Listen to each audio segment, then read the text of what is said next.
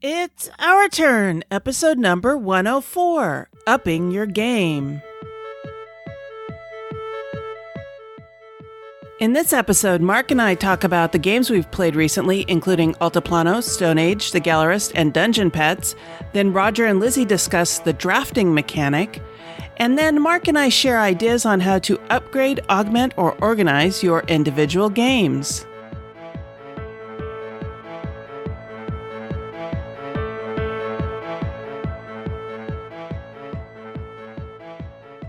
This is the Dice Tower Network, adding games to your wish list since 2005.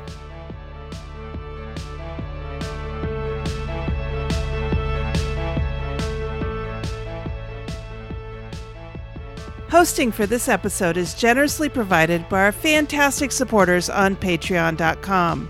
If you'd like to help us out by pledging $1 per month or more, please visit patreon.com/OurTurnPodcast. Every dollar helps us to keep this show going strong.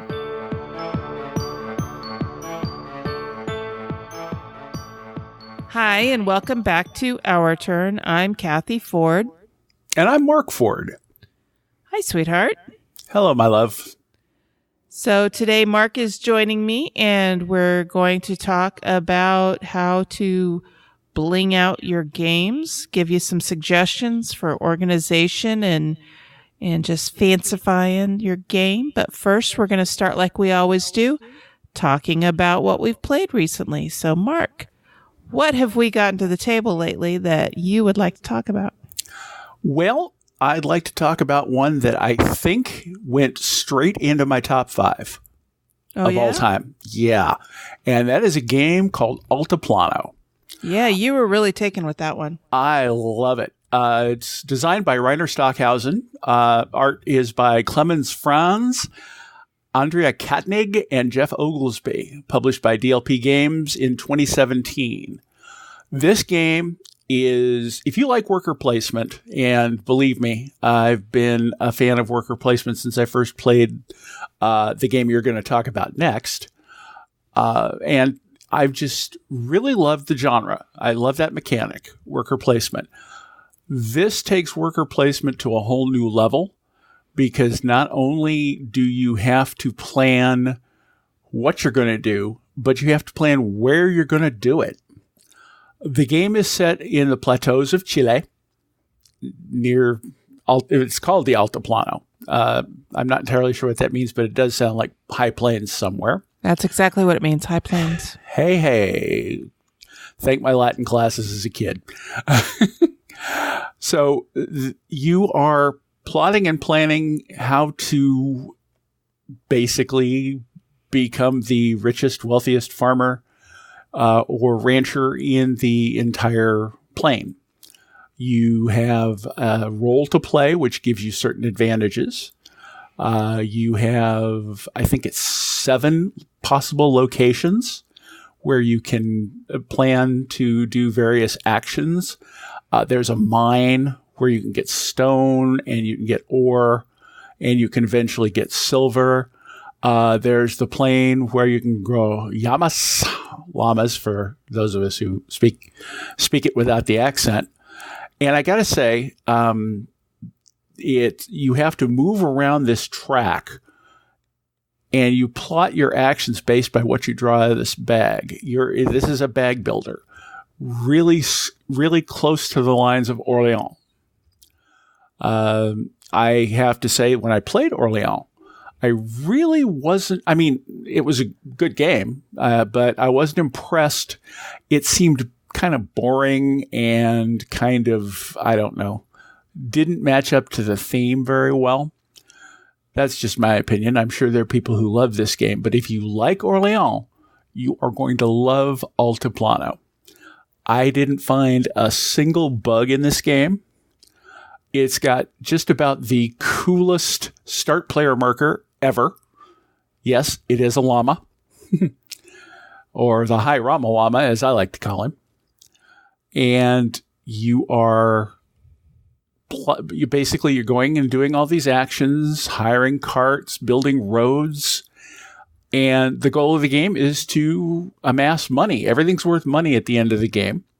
And your goal is very straightforward. Just be the person with the most money at the end of the game. It plays incredibly well 3-player. It played fairly well 4-player. And I just think the components are gorgeous. And the art is slightly whimsical, but also slightly, I don't want to say abstract, but it really has on the verge of being abstract for some of the components. A lot of symbolism from the Chilean plain, and just all in all, an incredible game. I had great fun with it. I really enjoyed it too. In fact, I've had a hard time not thinking about it. So I would really like to get it back to the table, and I'd like to try it 2-player and see how it does that way. You are on, because this game, wait for it, I rate it a 5. Full star 5. Buy this now.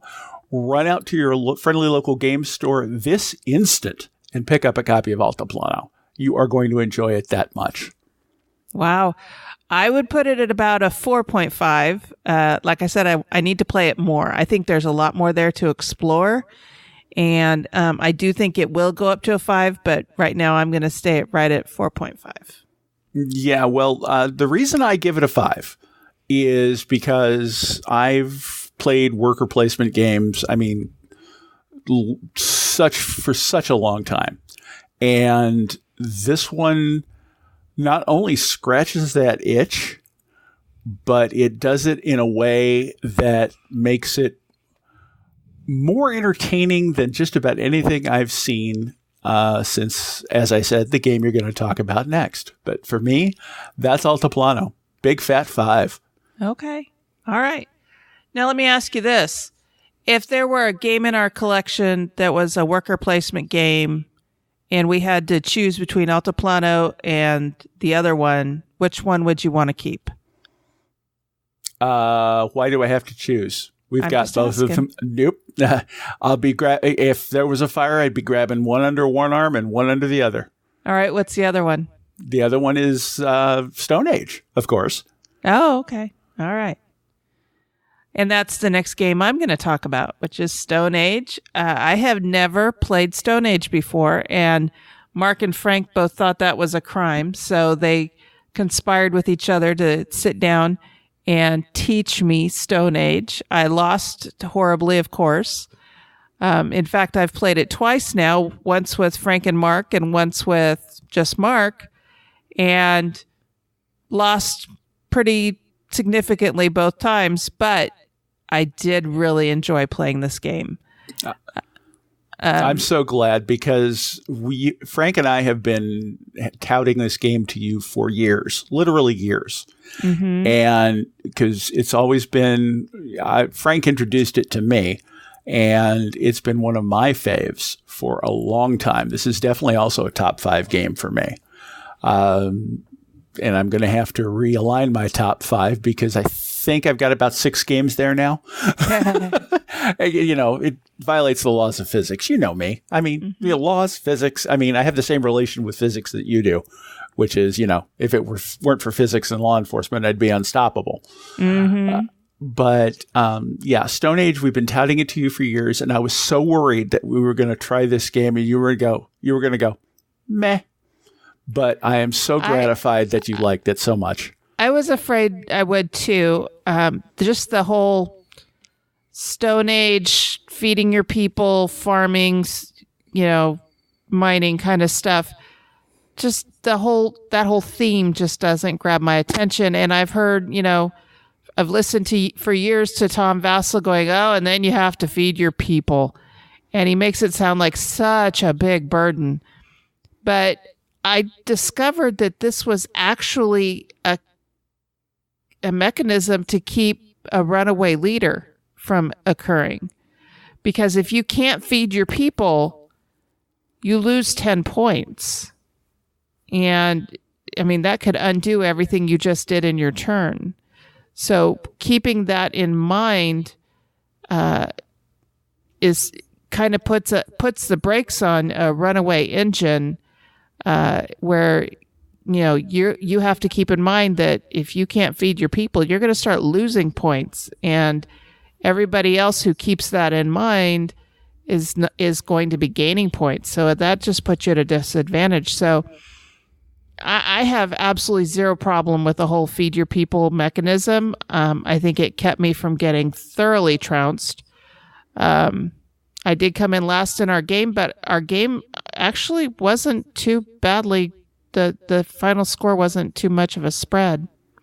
Yeah, and on this topic of feeding your people, games that involve that, I respect Tom Vassel's opinion on most games, but on this particular issue, he is wrong with a capital R.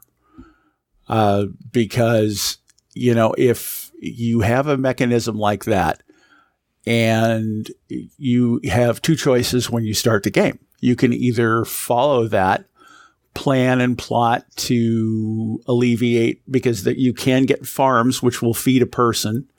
And so you don't have to spend the people gathering food anymore. And I try to play a balance. I try to keep my food and my people pretty much even once I get enough to feed my people. But if you do take on the starvation strategy, you have to be just moving and packing the points away, because you've got that 10-point nut to get past if you're going to plan on starving your people. I have seen it played. I have seen people play the strategy of don't feed your people, just starve them. And I've actually seen one person win with it, but usually it ends up as a great big steaming hump of disaster. Oh, okay. So now you guys introduced me to the anniversary edition. Ah, yes. And we played on the old board side first, and then when you and I played together, we played on the new board side. Right. So what is your overall opinion of the new anniversary edition? I like it. It was actually worth the extra money. It's about $20 more than the standard edition, but the components have been given a bit of an update. There are 2 mini expansions, as well as a set of winter rules, and the board has 2 sides, one summer, one winter. The meeples are different, different shapes as well as different colors.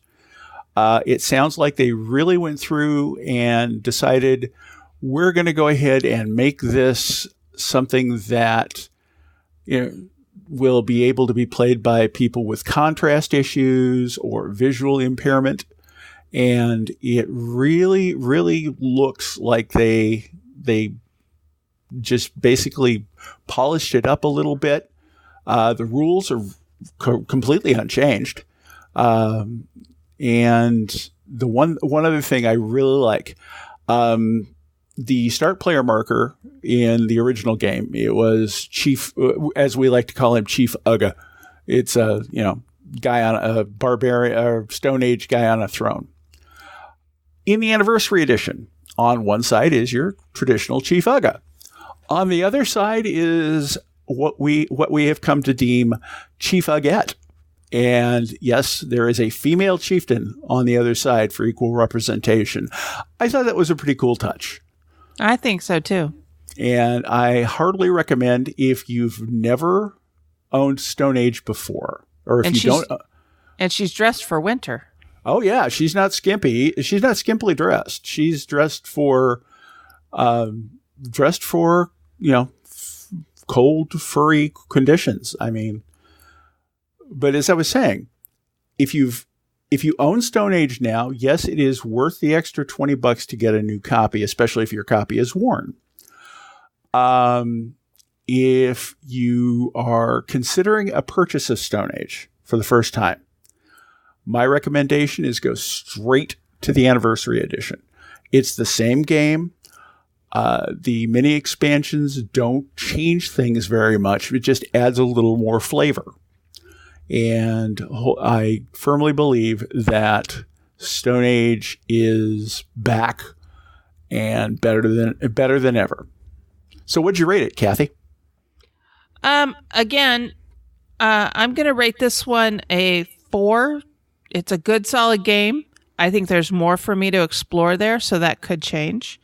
But it's definitely a good, solid game. The reason why we played a second game the next day was because, again, I couldn't get it out of my head. I wanted to play it some more. I wanted to get the rules cemented in my head, so that it could be one of those games where we're sitting there going, want to play a game? Yeah, what do you want to play? I don't know. What do you want to play? So we can go Stone Age. You know, I'd like to do the same with Altiplano, so we can just go Altiplano. You know, Terraforming Mars has been our go-to for such a long time. It's a great game. It's just nice to change it up once in a while. And Stone Age is a game that I've pretty much always been interested in playing. So I think you might be onto something there, my dear. And this might just be one of those games that hits my 10 by 10 challenge this year. I could help you play that. I kind of thought you might. Bring it on. All right. Now, what is the next game that you want to talk about? The next game I want to talk about is The Gallerist. This was really released in 2015, designed by Vital Lacerda. The art, which is, sort of okay. I mean, it wasn't really great art. It was by Ian O'Toole, published by Eagle Gryphon Games.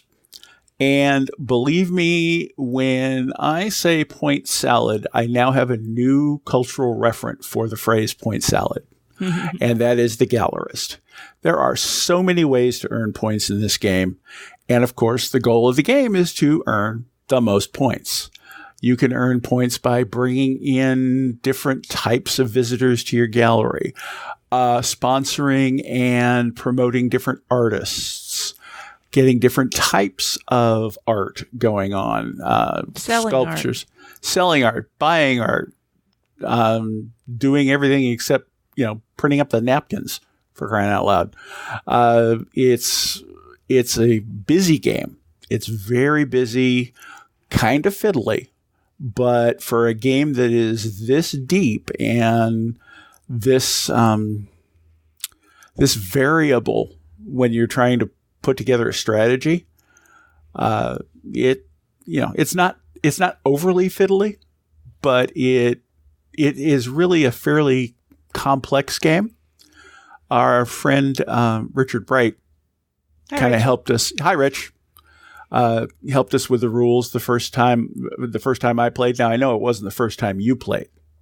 He also taught me the first time I played, and then he retaught me because it'd been a while. And this is another one of those games that once I played it, I couldn't get out of my head for days, and I'd really like to sit down and play it again. At the time, you were not overly enamored with it. I think your opinion has changed a bit in hindsight. But I really enjoy this game. I enjoy deep, heavy games, and this one is it for sure. But I like the art. I like the different styles of art and the way they're depicted. Yeah, I thoroughly enjoy this. I like the meeples. I like the different color meeples and what that represents, which is the different types of people. You've got investors, you've got celebrities, and you've got average people. And you're trying to get all these people to come into your gallery and view your exhibitions so that you can earn points from that and make sales and find new artists and all that kind of thing. I think the theme in this game it resonates really well with the mechanics. They go hand in glove with one another, and I just think it's a very well-crafted game, and I very much would like to play it again. Well, yes, my opinion of this game has changed. I will agree with you that I wasn't terribly enamored with it because just looking at it, it looked like a game that was heavier than I usually like. I will fully admit I tend to like a slightly lighter weight game than you do. Yeah, I mean, you're the one who looks forward to sitting down to Twilight Imperium version, whatever. I look at that game with a little bit of trepidation, not a lot, because it happens to be a theme I like. But but now I've played it. It's a good game. I didn't see any real bugs to it, other than the fact that the meeples are all the same shape and the colors are drastically enough different that I don't think contrast issues will come into play. But if you are visually impaired, well, there's a lot to keep track of on this board. Anyway, the Gallerist, I give it a 4. I'm not entirely certain that this is going to increase much with play, simply because it's, like I said, it's out of my preferred weight class. But I wouldn't say no to trying it again. Okay. I enjoyed it. And the neat thing is it's got a solo mode. And in the solo mode, you are basically, the way the rules explain it, you're playing against Vital Lacerda, the designer of the game. And it basically has its own automna. Automa, you mean? Yeah, that's it. And that he starts in a certain spot, and then he goes around, and there are he just, it's an automatic thing, and you're playing against that. So I kind of want to try it solo as well, but I would definitely like to see how it plays 2-player. Okay, well, I'm sure we can give it a shot. My rating for it is also a 4, but unlike Mark, my rating may go up with more plays. It just depends. All right. I understand for your next game, you're delving into the deep darkness. Yes, with Dungeon Petz. This was a game that I actually reviewed probably about a couple of years ago. It was a game I played at a convention. Again, our friend Richard Bright. Hi, Richard. He taught me this game at a convention. We were playing with some other people. I don't remember who. But I remember that when I sat down, I really struggled with figuring out this game. And I did not do it all well. And I remember every time I tried to go do something, I was kind of told, no, you can't do that. You don't have whatever is needed for that. And I just had a hard time grokking this game. And so at the time, I think I gave it a 1 or a 2. I don't remember. I should look it up. But this time, Richard brought it, and he really wanted to play it because he thought he had figured out a better way to explain it. And he set it up on the table, and I was like, all right, I'll give it another try. But last time, it felt like torture, and I really did not have a desire to play this game again. But I do know that Richard is an excellent game teacher, and if he thinks he's figured out a better way to teach this game, then I'm all for giving it a shot. So he sat down, and he and Frank and I were playing it. Mark was feeling under the weather at that time. And so we sat down to play it, and it was a completely different experience. He explained how to take care of the pets first, and then he explained the board and what was going on and what we could expect during the game. And that made all the difference, because you have to be able to take care of these pets in order to raise them to a point where you can sell them to the different buyers. And that's where you get money for it, and you get points and things like that.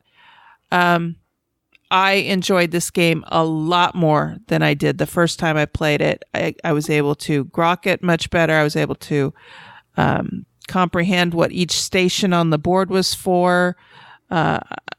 It made a lot more sense that you can't sell the babies. You have to age them up a little bit before you can sell them.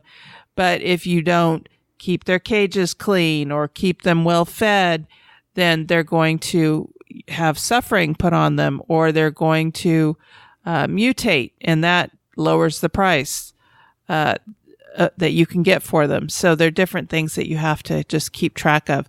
I really enjoyed it this time. This time I would definitely give it a 4. I think Richard needs to record and sell his explanation for how to play it to the game designers so that they can just put it in the package. Here, just hit play on this and you'll understand it. Wow. Yeah. I think that perhaps maybe I should reevaluate my opinion of this game.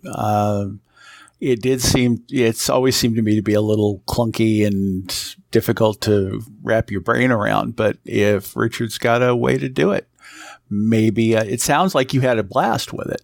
We did. I had a great time with it. And I definitely would like to try it again. I don't know that it's one that I necessarily want to add to my collection. But if Richard wants to bring it over and play it, I'm down for it. Great. So what'd you say your rating was on that again? A 4. So it's gone from like a 2 to a 4. Terrific. Yeah. That's why you can't always take first blush experiences with games as absolute face value, because if you have a hard time with a game, you might want to try it again, maybe with a different group or with a different teacher, or figure out how to teach it yourself. Because games don't get published without having gone through play testing, and especially big games like this. And it's just a matter of trying to grok it the right way, figure that out. And on the flip side, a game you love the first time may be great the first time, but the second and third or fourth time, maybe it's just the same game all over again. So then you would, adjust your idea of it down. And because some games, they don't hold up. So anyway. I think that's probably why you decided rightly, I might add, that we play a game twice in most cases before we move it from our game space of temporal insufficiency over to the keeper's shelf. Mm-hmm. And, I used to think that was kind of, well, we can usually tell from the beginning. We don't need to do it twice. But yeah, as we've been doing more of these games that, we've just sort of stumbled into, it makes a lot more sense. Mm-hmm. Mm-hmm. Mad props to you. Oh, thank you. All right. Well, that's what we've been playing. We have set up and been referring to and rating games by our own rating scale. Here's how we are using this scale. 5. Buy this now. 4. A good solid game. 3. Decent with some bugs. 2. Has great potential as kindling. And 1. Give me back the time I spent playing it.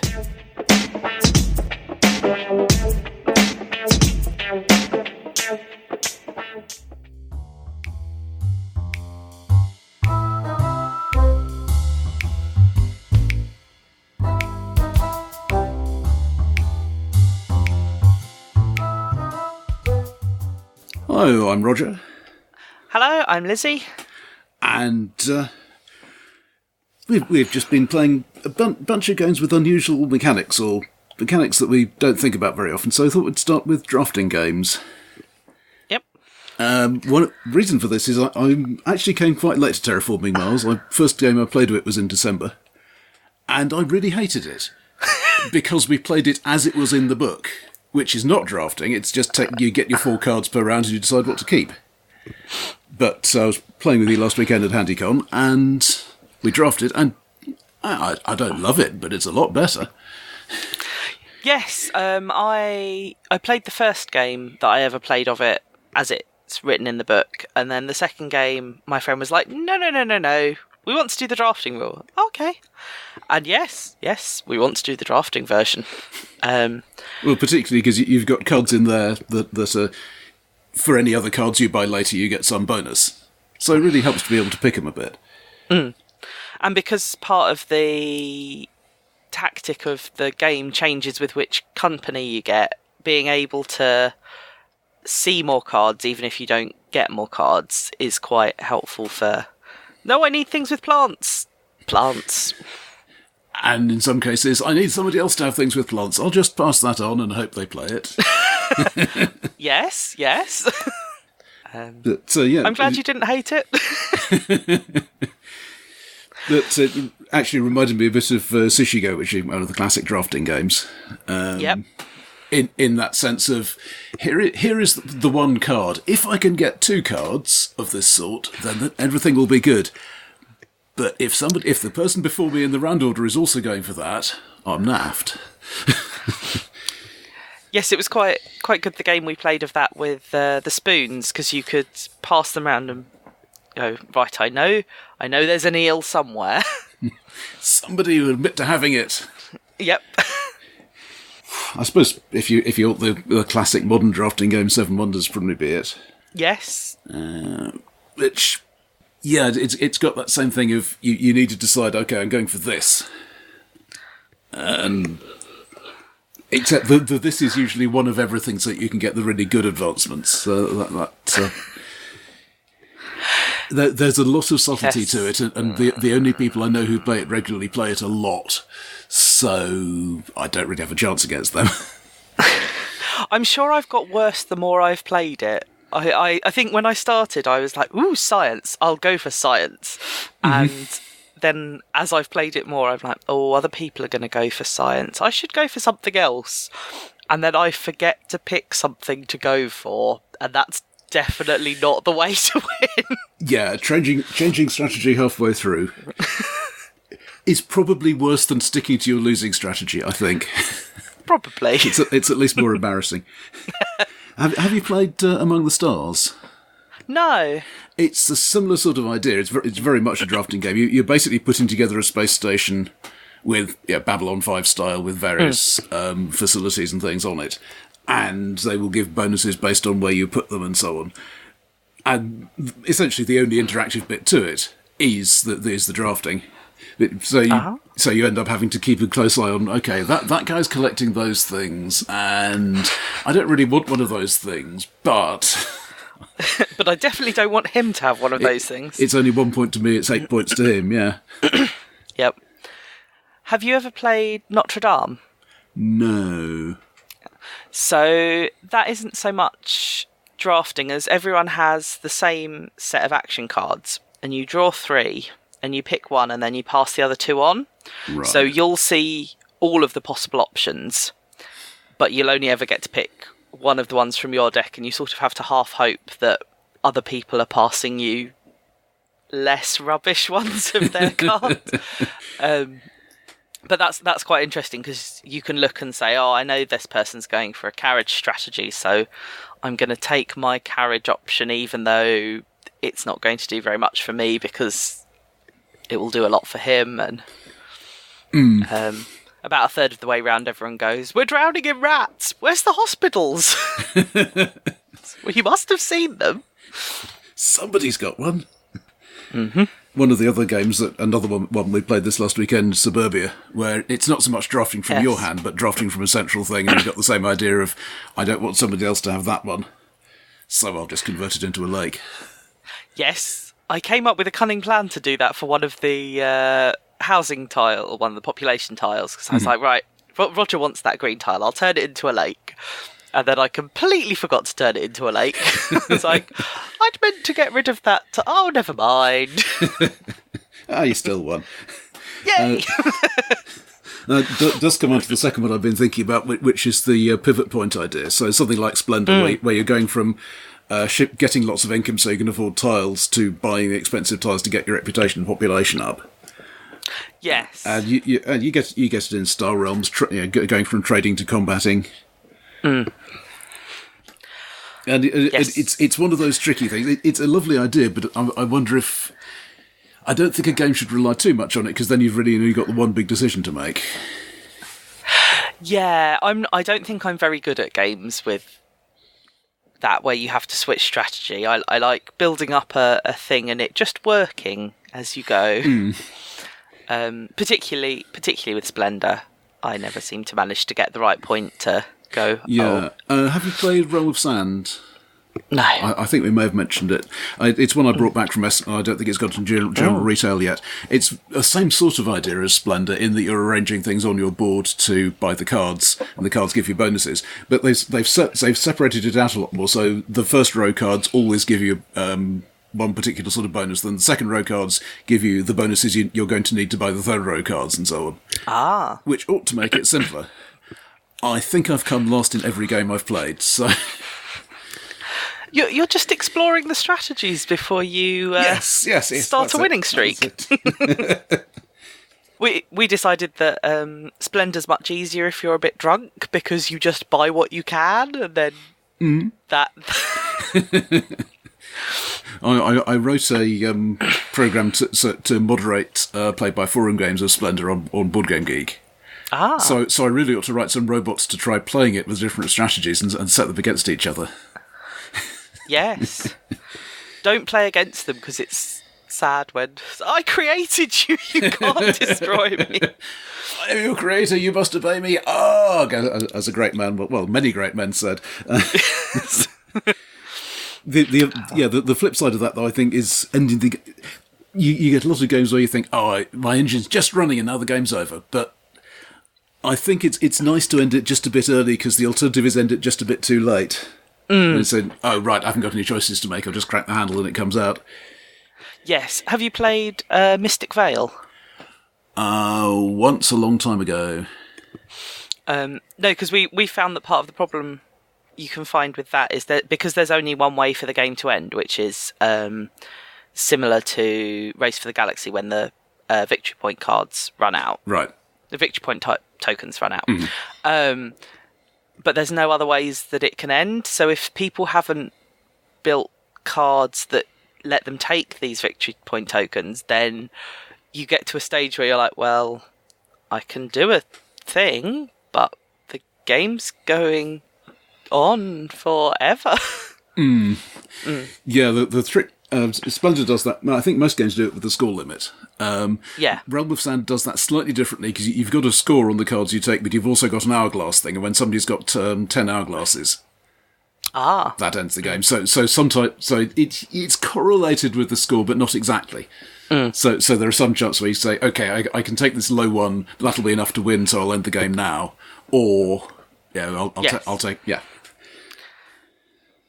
It's a bit strange. I do hope it makes it into general distribution. It's Emperor S4, I think, based in Republic of China. So who knows what's going on with that? Yeah, the other one I think we were both talking about was movement mechanics. Yes. And Flamme Rouge is a good example of this for me, because it's a racing game. You go as far as the number on your card. Except every rider of the same type has the same deck of cards. So if you actually want to win the race, that really doesn't matter. It's all about the drafting and the blocking. Which you obviously did quite well, because you won the tournament. And then you and Mikey, I think, both beat me in the game we played later. So. Yes. You were obviously still tired. Wizard sugar. Yep. Yes, that was really interesting, because you saw all the cards in your deck quite quickly, but you only played a few of them, and once you'd played that card, it was gone forever. Yeah, so you've got your 23 or 25 or whatever it is squares you can definitely move if you were racing on your own. But... Yeah, one I've been playing a bit recently is Rallyman, which is now out of print, though there was a Kickstarter for a new edition last year, so I'm waiting for that.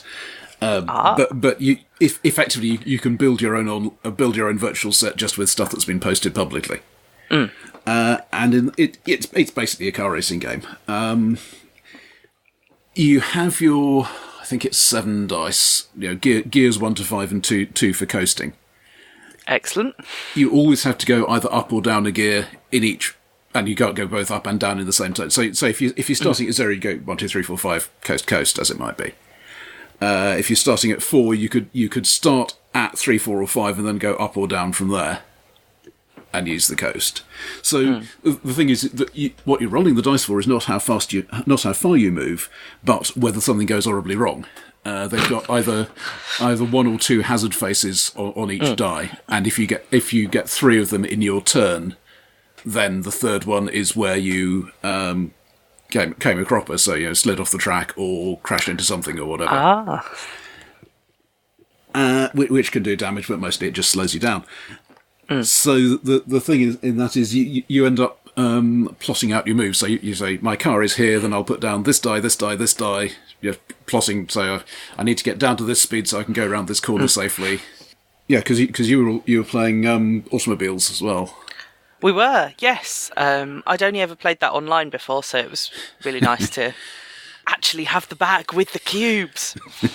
But a similar thing there, because we were laying out cubes, saying, okay, my car's starting here, and now I'm going to plot the move.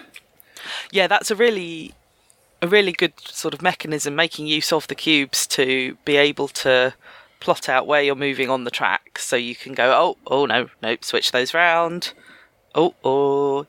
Yes. Yeah, changing your mind and working out, okay, if I do this, I won't be in last place anymore, so I'll use the thing that gives me a bonus in last place first. Yep. not that we were doing that at all. No, definitely not. It's not what you could call a realistic racing simulation, but... No, but it's a good fun one. Yes, another fun racing game is Snowtails, where you're attempting to manage a pair of sled dogs around a course, and you have cards with values 1 to 5 on, and you can play up to 3 cards of the same value on your turn. Okay. And you can play them to the right dog, the left dog, or the brake. So Right. you add up the numbers on your 2 dogs and take away the number from the brake, and that's how fast you go forwards. The imbalance between the 2 dogs is whether you steer to the left or steer to the right. So you do occasionally go, right, the best thing I can do is come to a grinding halt while I stop steering left and start trying to steer right.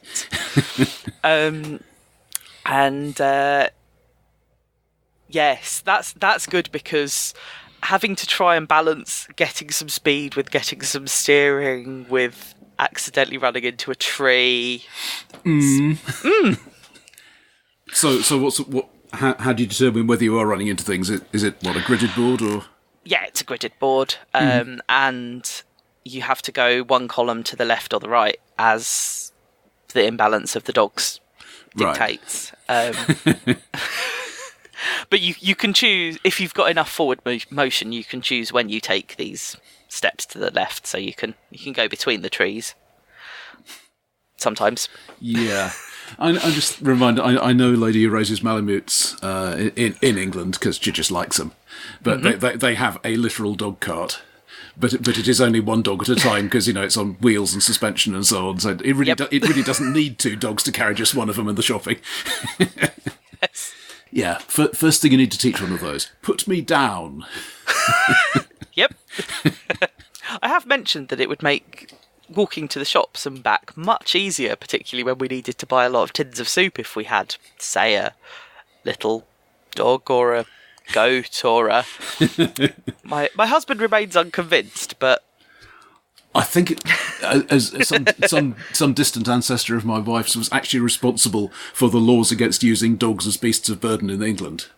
Because he saw it happening in Belgium and decided, this is a really bad thing, I must stop it in England. Oh! Even the really big dogs that like working. Anyway, we're drifting a little. A little. So, where can people find you if they want to talk more? I'm on Huggable Hamster on Board Game Geek. I'm Fardrake on Board Game Geek. We generally hang around in the Outturn podcast forums, among others. Yep. Okay, well, I hope you get free of the ice pack soon. Thank you.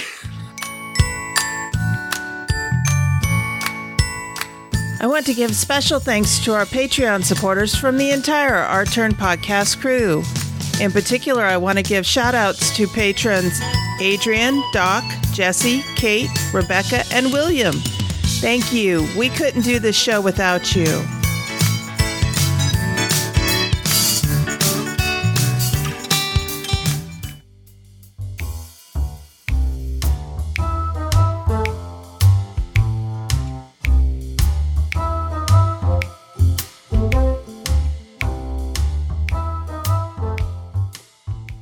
All right, ladies and gentlemen, today we're going to talk about bringing your game up to your standards. And what I mean by that is, have you ever had a game that you thought needed something a little more? Perhaps maybe it needs some better tokens. Playing pieces aren't so good. Have you ever run into a game where it doesn't store well? You know, once you have it all punched out and set up, it kind of lifts up the box lid so you can't get it closed. Well, today we are going to talk to you about all the resources that we found to turn those little annoyances into enjoyable times. Now, Cathy, you've known me for a few years, like 20 of them. What has been my biggest pet peeve with games?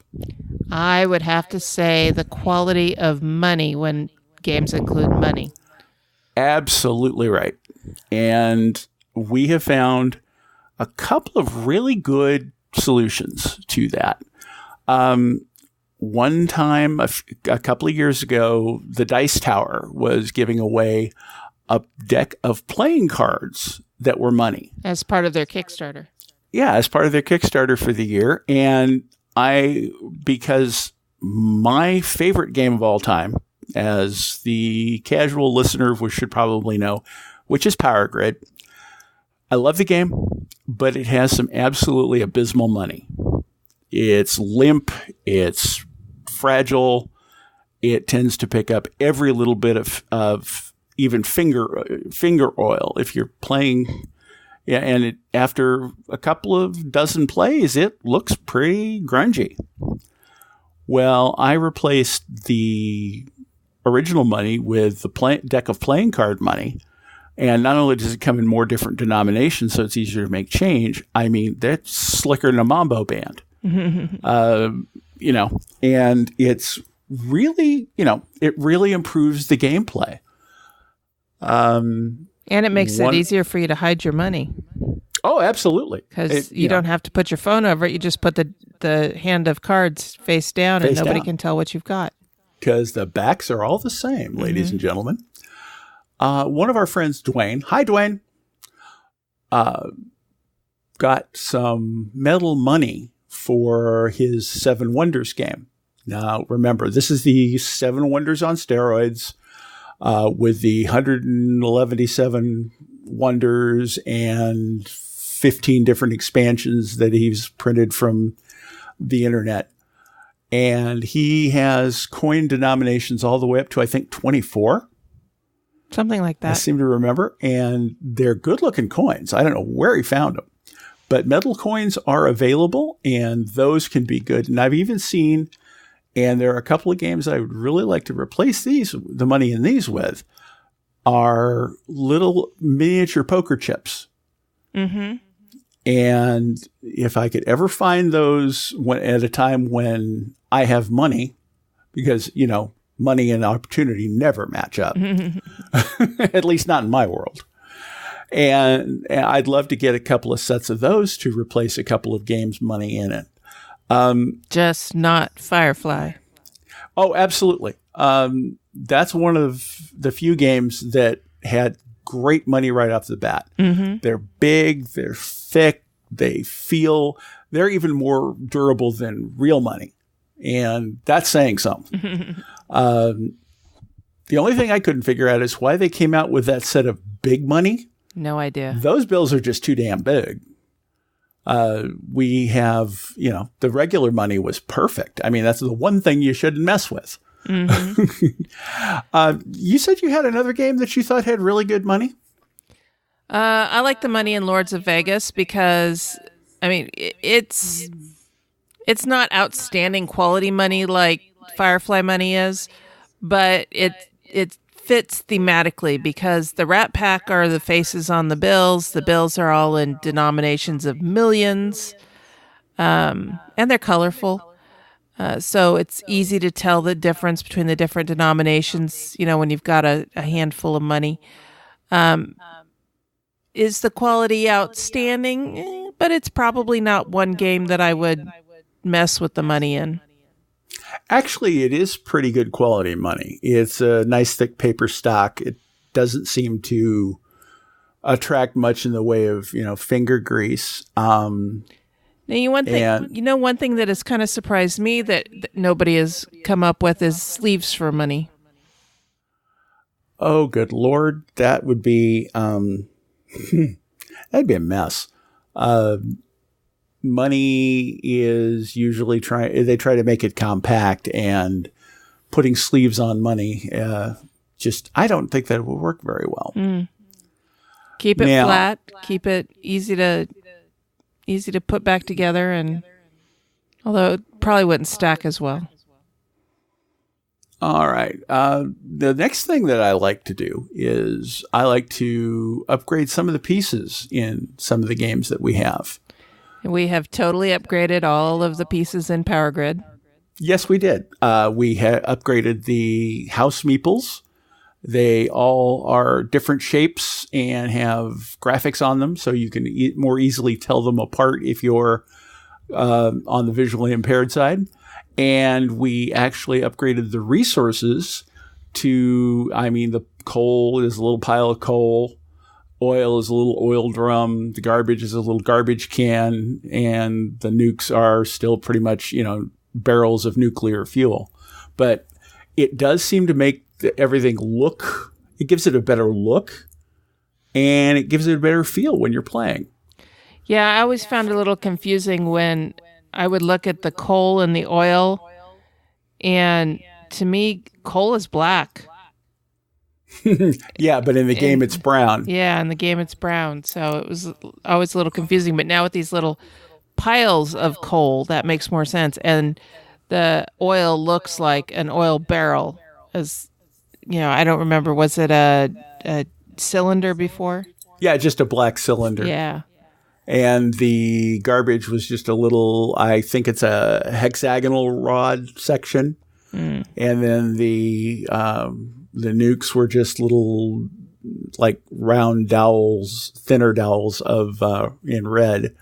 But these you can actually tell by feel and, what they are. And you can look at them. And they, like I said, they look a lot more impressive. And they look good on the board. Oh, they do. They absolutely do. And there are other games. Lords of Waterdeep is one that's famous for having meeple sets because the meeples for the resources, basically the warriors, the wizards, the clerics, the thieves, they were all cubes. And, don't get me wrong. There are some games which cubes are good, but mostly cubes are boring. Yep. And they made, meeple shaped and color coordinated. And I actually saw something today, just between segments I was looking online, and there's someone out there who actually makes meeple sets for the individual player meeples for Lords of Waterdeep that are customized. Nice. You get your gang of 4 or 5 with, different, varying but similarly uniformed meeples, and I thought that was pretty cool. What do you have any favorite meeple upgrade sets? Well, I have a favorite resource set that I don't actually even own yet, but it's on my list, and that's the treasure chest from Stonemaier Games that can be used for Euphoria. I want to get that set. Yeah, and I understand that they can also be used for Scythe, which is another Stonemaier game. They're very similar in what resources they have, And I know that Scythe has a resource upgrade kit. The lucky Kickstarter backers probably were able to get that. Unfortunately, I wasn't a Kickstarter backer of Scythe. I just picked it up later. Okay, so what else bugs you about games? Well, there are some games that you need to either upgrade or augment the player board.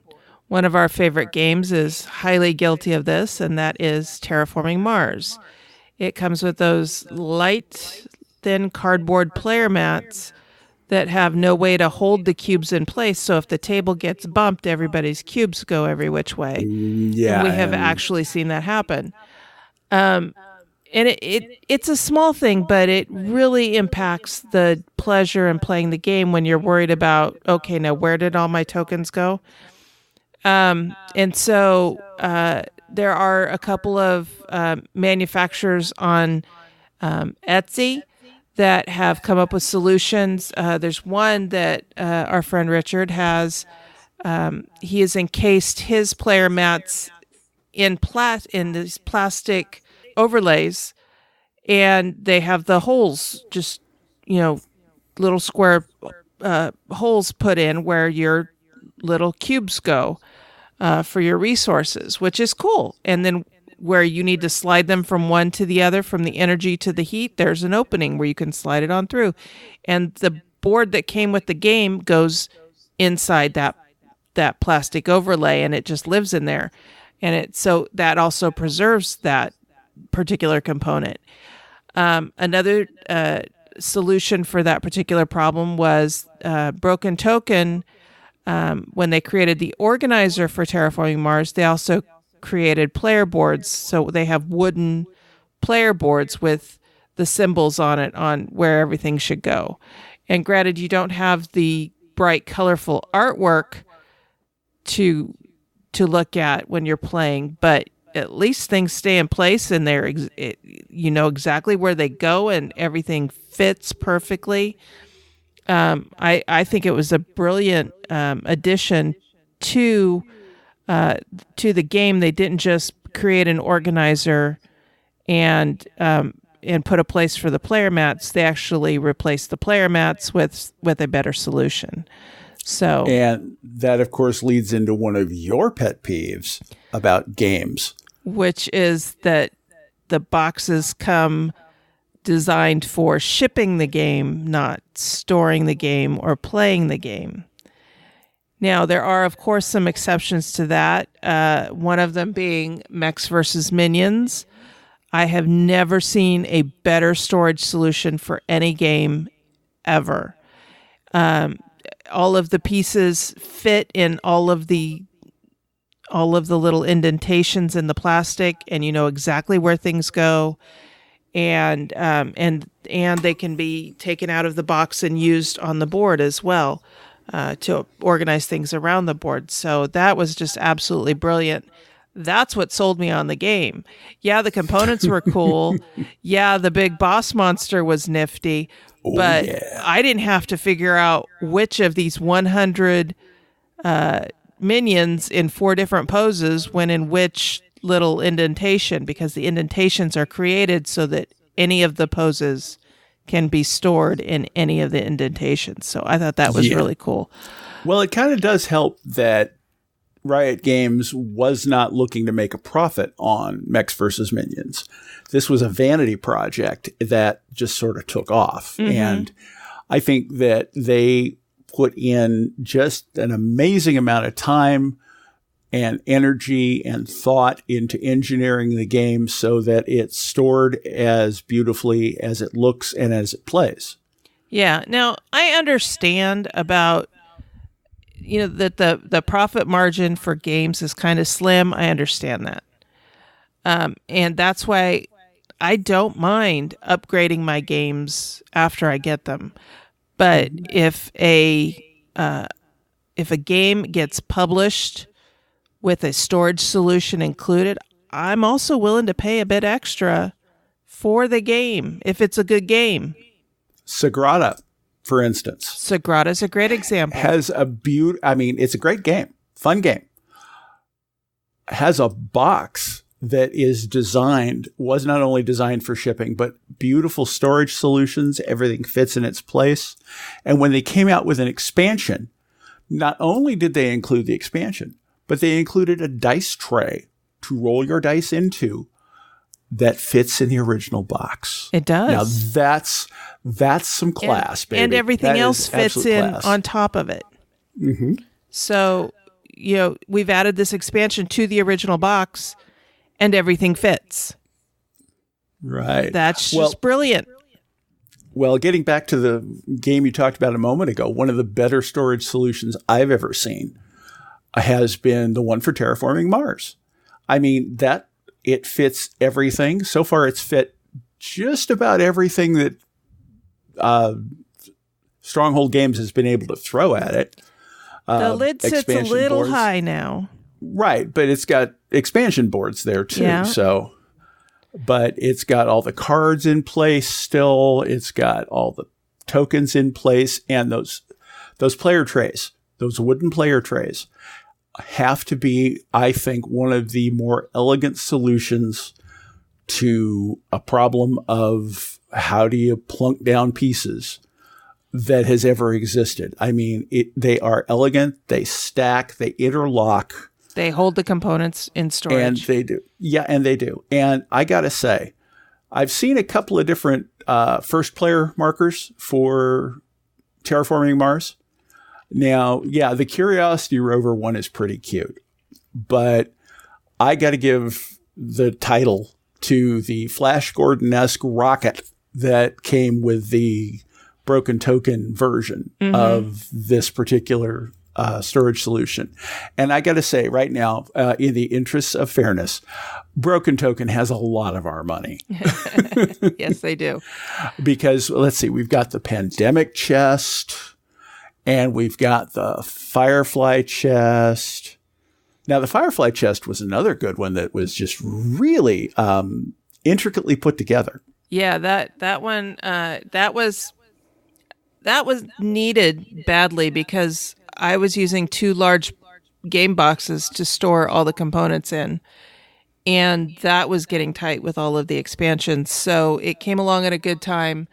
Yes, it was expensive, but it's not a game that's going to be leaving our collection anytime soon. It gets played 2 or 3 times a year, and yeah, I absolutely love the way that the storage solution can be integrated into the game to make the game less of a table hog as well.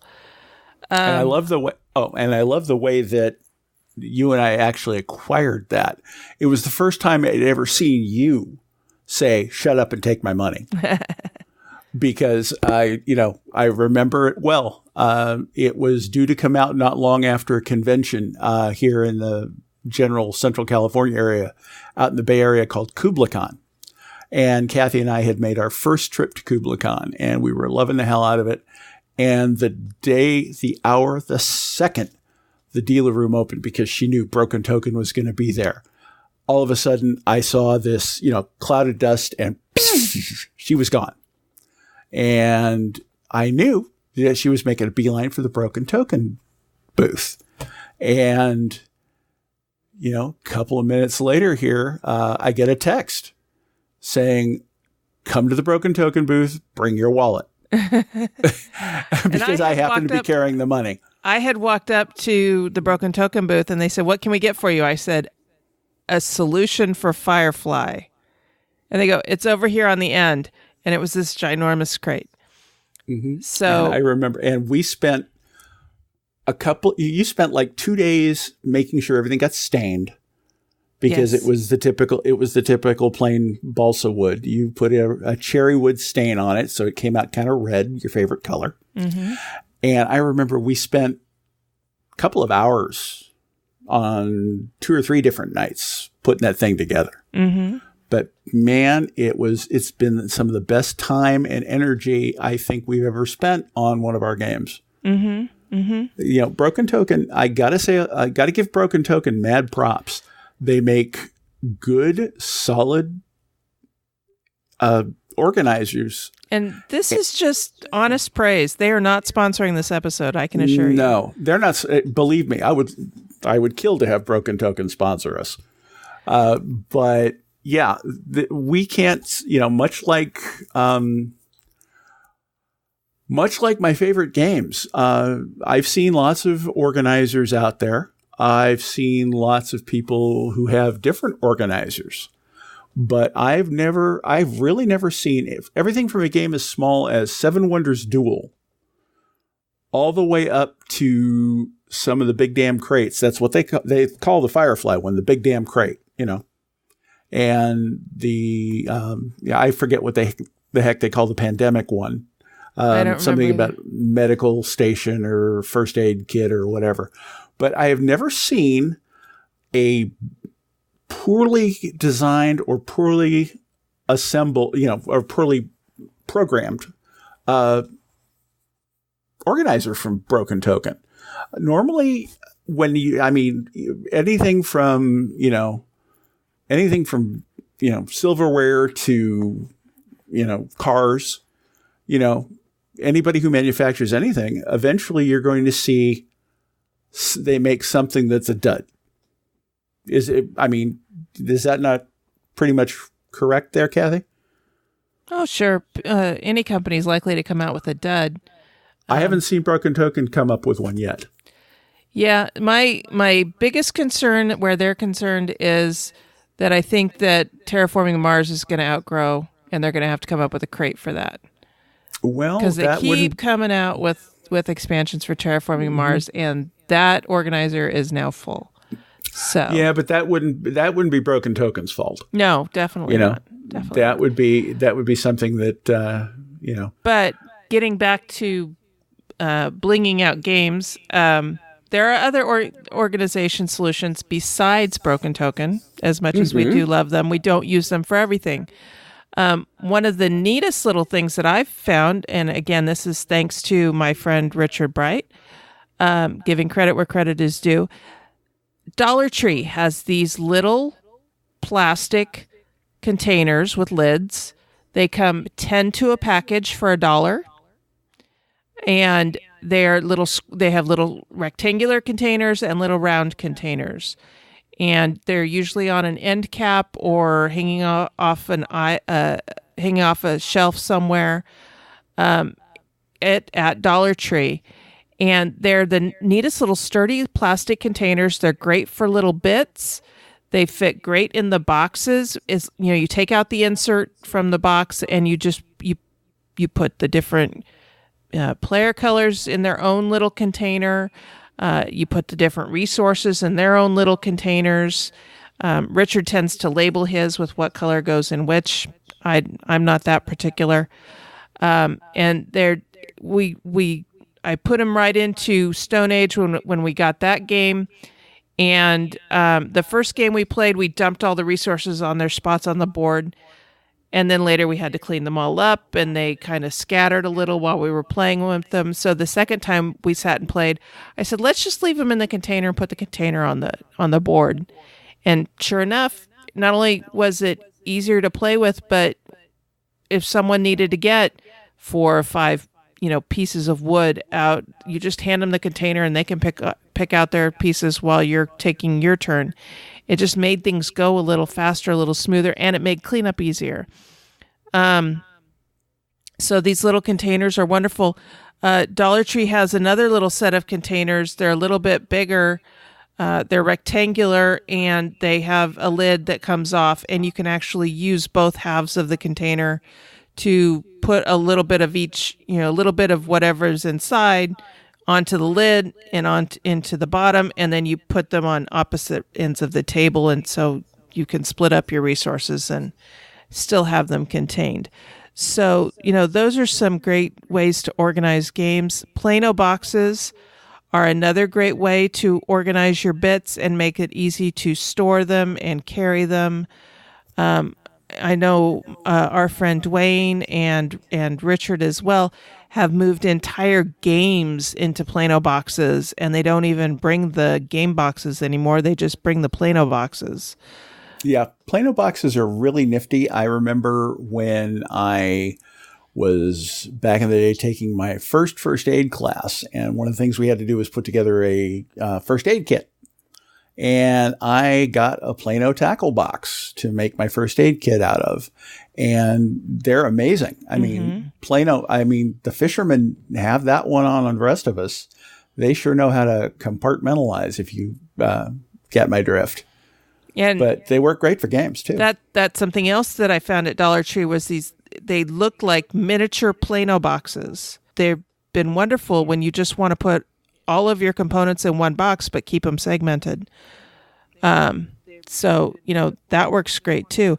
All I really want though is for game publishers, and I'm not necessarily putting this on the designer. It's the publisher who has the ultimate say in how the boxes are put together, but plan your boxes for storage as well. I mean, yeah, I know you're going to send us boxes full of punch boards. That's fine. But, would it take that much more to make the insert have compartments and maybe a lid? I know Stonemaier does that with a lot of their games. Scythe for one. Wingspan was another one that came out with a card holder with a lid, and the lid is used in the game in little containers to hold the eggs. I just think it's that little extra touch that says, yeah, we're thinking about you as a player, not only in how we get you the game, but in how you can use what's in the box to play the game and store the game so that the games last that much longer and you can enjoy them that much more. And every time you pull out the game, you're looking at our logo and not the logo of some other company that you've had to go to find a storage solution for our game because we didn't consider it in the beginning. I think that's great advice to any game publisher. Would it kill you to think about what happens after we get the game? Just a little? Because, I am a huge fan of Gale Force 9's games, but I do not see Gale Force 9's logo on my Firefly box. Every time I look at that box, it's not necessarily Gale Force 9 I'm thinking of. It's Broken Token. Because... Or Three Sons Shipping. Yeah, that's whose logo's on there, but that's a company from the show. When I look at Mechs versus Minions, I am thinking about the wonderful storage solution inside that box. When I look at Unfair, I think about the wonderful storage solution inside that box, and I think that Good Games Publishing did a great job with that. Now, I'm a little concerned because they're coming out with a whole bunch of expansions, and those expansions are going to outgrow that box. So I'm already starting to think, okay, what am I going to do when those expansions don't fit in that box anymore? Well, considering we haven't seen any of these expansions yet, I wouldn't hold your breath worrying about it. But, I think that if you own a game and there's something about it that just doesn't, quite jive with your opinion of the game, take a look, hit up the Google, because you'll be able to see things like organization solutions. You can just look, put in board game upgrades into Google, and you're going to see a bunch of possibilities. This is a way for you to make your games uniquely yours. And it can address any issues that you have with the game outside of gameplay. You may love playing Stone Age, but gosh, it's sure hard to wrestle these components and put them away and clean them up and whatever. These little dollar containers, they're 10 for $1, and they are wonderful solutions. They're see-through containers. So, look at your local Dollar Tree or your dollar store, or even in your grocery store, you may see these little containers when you're walking down the aisle. They're hanging from the shelves. Maybe there's cereal behind them or something like that, but keep an eye out for these little extra things that they put out. You'd be amazed at how they can be integrated into your games and become invaluable. I mean, you see those little silicone, they look like cupcake papers, but they're made out of silicone. Those came because some bright child, I'm sure at some point, brought cupcake wrappers for storing bits in to a game somewhere, and somebody went, oh, I can do something with that, and went to town with it. Yeah. And last but not least, don't forget checking out your friendly local game store. Mm-hmm. Not only the board game side, but check out the miniatures side. See if they've got, a box for that maybe, say, for instance, is used for miniatures. You might be able to adapt it into something you want. Mm-hmm. But just remember, you don't have to stick with the designers or the publisher's solutions to storage or meeples or just, you can bling out your game really easily, even if it's just a storage solution. So what do you think, Cathy? You think we got that pretty much? I think we covered it. Covered? Mm-hmm. Okay. Well, what do you think out there? Go ahead and leave us a note either on our Facebook page, which is Our Turn Podcast, or on our guild on Board Game Geek, which is guild number 2600. And let us know what you think. Don't forget Twitter. We'd be interested to hear. And don't forget Twitter, yes, at Our Turn Podcast. All right. Thanks for joining me for this topic. You're welcome, Cathy. Always a pleasure. The Dice Tower Network is a proud supporter of the Jack Vassell Memorial Fund. The board gaming community is kind and generous, and this fund was created to provide financial assistance to members of the board gaming community in their time of need. To find out how you can help the fund continue to help others, please visit jackvassell.org/donate. Thank you for your support.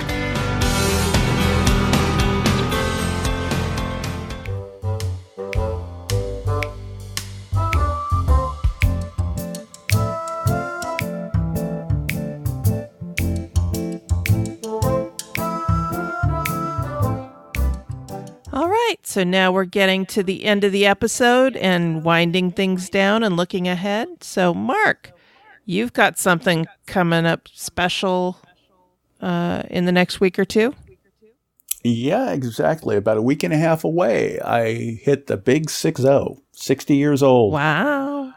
I never honestly thought I would live to see this. Just based on my life and my health, I'm amazed that I'm here. I take full credit for that. Yes, you do. You have taken wonderful care of me these past 20 years. And I think that with you at my side, who knows, might be another 20 in there for me. Absolutely. Well, you did say that your plan was for us to live forever, and so far so good, right? Absolutely. And the other thing I'm looking forward to is I've been on disability for a little while, had a little health issue, and I am looking forward to getting the last of it taken care of and returning to work here not long, about the end of the month. So it'll look forward to getting back and talking to my customers again and just basically kind of resuming a normal life. Mm-hmm.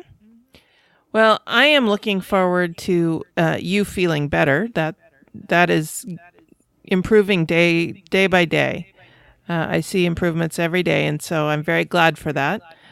And then I'm also looking forward to going and visiting my grandma, who I am starting to call my gamer grandma. She is just turned 99. Holy for holies. Yeah. And she still lives on her own. Her driver's license was renewed last year for another 5 years, so she'll be 103 when it expires.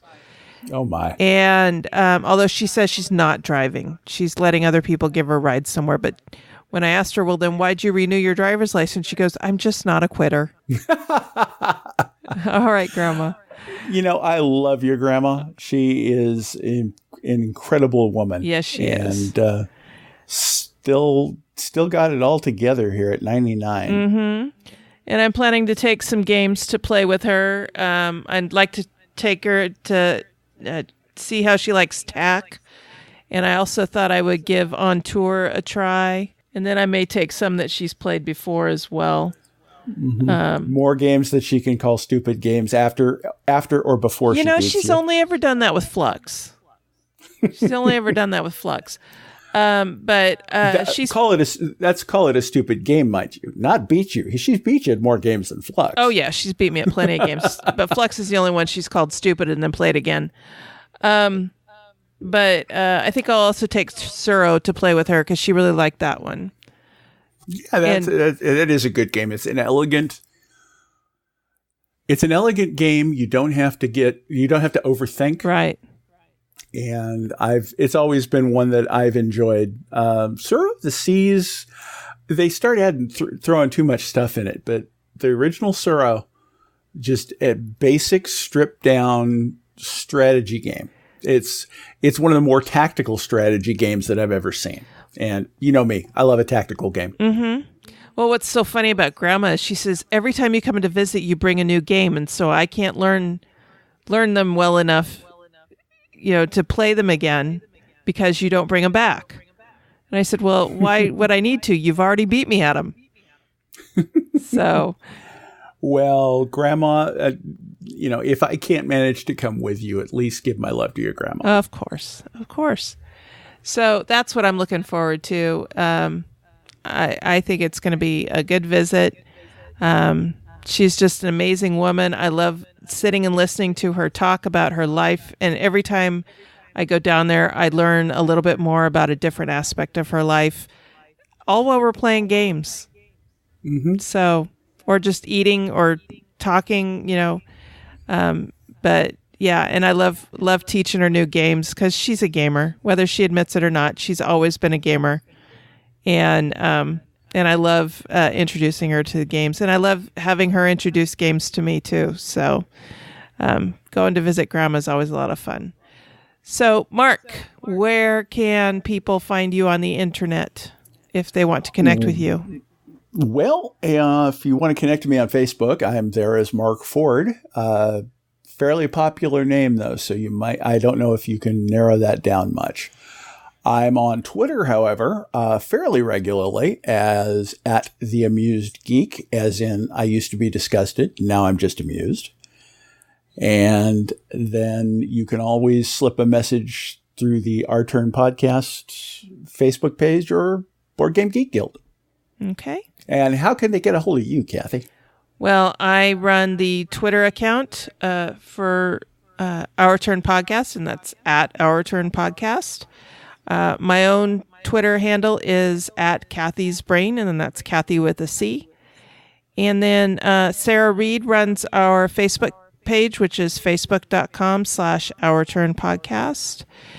And we're working on some other ideas for getting out onto Instagram and possibly Pinterest as well. So we'll let you know when to start looking at those as well.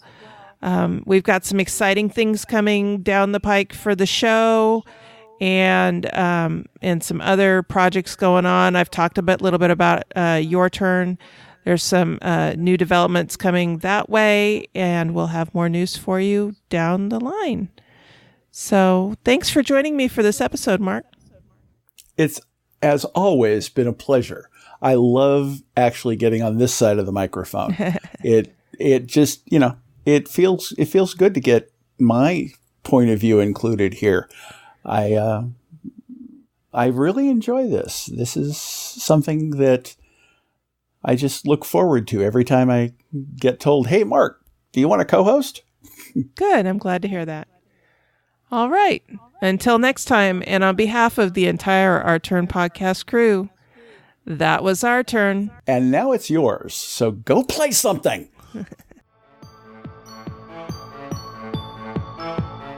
Thank you for listening. This episode was recorded on March 13th, 2019, and is written and produced by Cathy Ford and Mark Ford with assistance from Lizzie Bell and Roger Bell West. Next time, we'll discuss how gaming affects your mental health. We want and encourage your questions, comments, and feedback. Please call 916-426-2873 and leave us a short voicemail, or send an email to feedback@ourturnpodcast.com. Our theme music was composed by Adriana Crickle. Incidental music was provided by Purple Planet Music. Please check out our show notes to learn more about these talented artists. The material in this episode is copyrighted under Creative Commons Attribution Non-Commercial No Derivatives 4.0 International License. If you want to learn more about the games discussed in this episode, please visit our website at ourturnpodcast.com/episode 104. You can find a list of the games along with links to their listing on BoardGameGeek.com. We are proud members of the Dice Tower Network. You can find out about other shows on the network like Board with Video Games, Men on Board, or All the Bits podcast by going to dicetowernetwork.com. Thank you for your support. If you like what you heard, please tell your friends about us.